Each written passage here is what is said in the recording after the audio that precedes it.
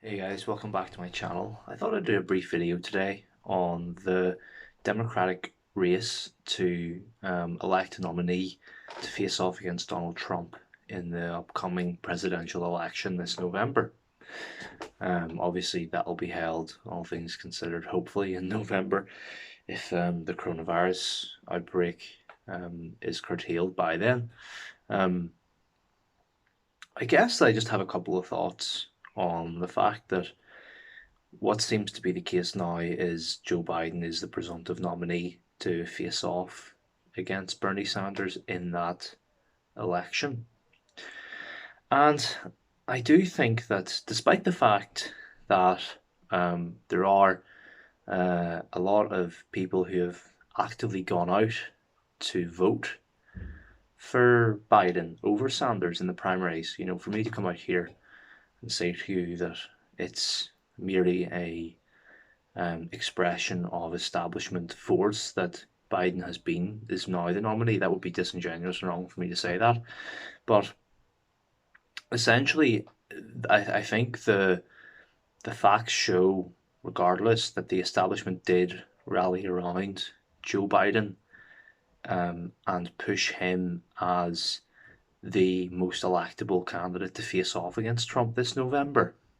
And whenever I say the establishment, I mean essentially the people who run um, the DNC and the people who run the media, and essentially the candidates who faced off against Biden in the primary race all rallied around him, particularly the centrist ones, and for that I mean um, Pete Buttigieg and Amy Klobuchar, um, and the fact that supposedly Barack Obama, and I unfortunately don't have concrete evidence to support this, but supposedly Barack Obama is the one who made the call to rally Buttigieg and Klobuchar around Biden just before Super Tuesday.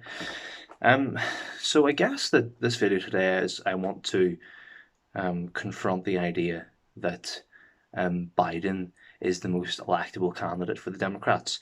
And now I just want to say in advance that I'm not actually talking about this issue from a Democrat or a left wing perspective. This is just my observations on the race because I have been interested by it. I would be personally of the opinion that Bernie Sanders is actually the most electable candidate for the Democrats that the Democrats have, and that's for primarily the reason that I think he would be electable in the areas that Hillary Clinton struggled the most in 2016, and that would be for me Michigan, Wisconsin, Ohio, Iowa, essentially um, those states, the Rust Belt states, I believe they're called, that had a former very strong industrial base that isn't strong anymore, and there's a high level of dissatisfaction and frustration with the status quo. Um, and essentially in 2016, Hillary Clinton ignored a lot of those states, and Donald Trump actually capitalized on that and was able to win the election by unexpectedly winning Michigan and Wisconsin. So I think that Bernie Sanders would be electable in those states because I think that his economic message would appeal to those people. Whereas I think that Biden's economic message is more or less the continuance of the former status quo, especially the former Democrat status quo, essentially more of a centrist position, which I just don't think resonates as much anymore. Secondly, as well, I do think that um, while I personally do not support a lot of Bernie Sanders' policies, I think that it would be a more hopeful move, in my opinion, for the Democrats to have rallied around Bernie Sanders and pushed him as the nominee, because I think that his message is certainly more interesting to listen to, I think, than what a lot of the other candidates push. And for me, one of the main reasons for that is he's not as heavy on what I perceive to be the identity politics issues, the issues that turn off a lot of normal Americans from supporting a candidate. And by those fringe issues, I mean things like late-term abortion, and I mean issues surrounding sort of transgender bathrooms. Those really, really fringe issues that only appeal to a small fringe section of the American voter base. I would probably put um, sort of unrestricted border checks and mass immigration into that as well. I don't think, just in my opinion, Bernie Sanders doesn't seem to focus on those issues as much as his economic message. And I think that it would be more interesting to see a debate between Bernie Sanders's approach to economics and someone on the right coming with an alternative approach.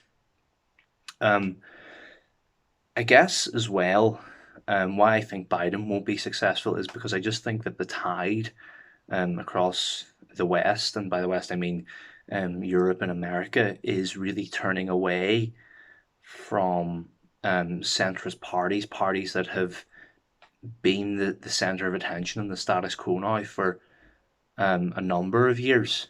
And I think that Brexit was a premonition of that. I think that the Trump election 2016 was a premonition of that as well.